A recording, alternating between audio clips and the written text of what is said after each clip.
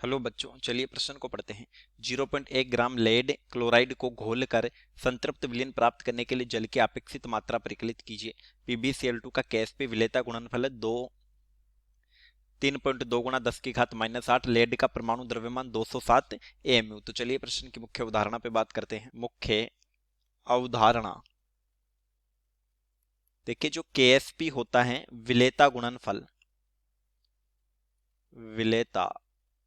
गुणनफल ये सांद्रताओं के गुणनफल से निकाला जाता है। सांद्रताओं का गुणनफल।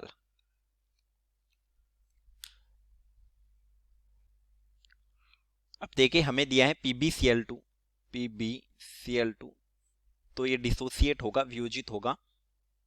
Pb+2 प्लस 2Cl माइनस, तो T बराबर 0 पर की मान लेते हैं जल में सोल्युबिलिटी S है, ये 0 और ये 0। T बराबर T पर ये 0 रह जाता और ये है S और ये स्टाइकियोमेट्रिक गुणांक के आधार पर 2S। तो देखिए KsP जो होगा विलेयता गुणनफल वो निकलेगा Pb+2 की कॉन्सेंट्रेशन गुणा Cl माइनस की कॉन्सेंट्रेशन, यहां हो गया स्क्वायर। तो KsP बराबर ये S गुणा 2S का स्क्वायर। तो यहां पर KsP का मान आ गया 4S की घात 3। अब देखिए KsP हमें प्रश्न में दिया है, KsP बराबर 3.2 गुणा 10⁻⁻8। तो यहां से 3.2 गुणा 10⁻⁻8 बराबर 4S क्यूब। तो S क्यूब का मान हो गया 3.2 गुणा 10⁻⁻8 बटा 4। ये हो गया 8 गुणा 10⁻⁻9। तो सोल्युबिलिटी S बराबर हो जाएगा 8 गुणा 10⁻⁻9 1/3। तो S बराबर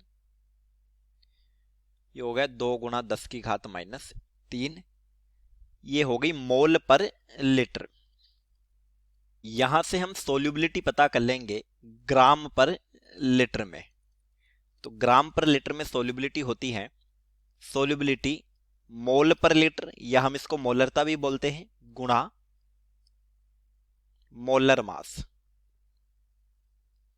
तो देखिए PbCl2 का मोलर मास होता है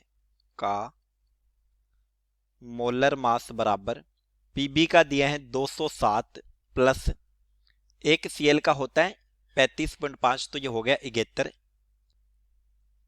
तो यहां से आ गया 278। तो सोल्युबिलिटी ग्राम पर लीटर बराबर ये आई है 2 गुणा 10⁻⁻3 गुणा 278।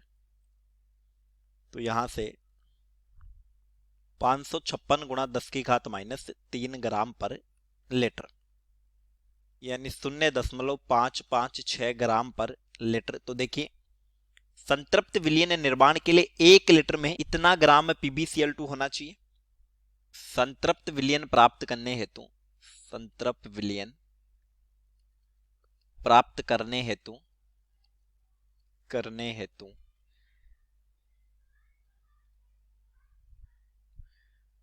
0.556 ग्राम PbCl2 घुला होना चाहिए 1 लीटर। तो फिर 1 ग्राम PbCl2 घुला होना चाहिए 1/0.556 लीटर में, और 0.1 ग्राम हमें प्रश्न में दिया है, तो ये घुला होना चाहिए 1/0556।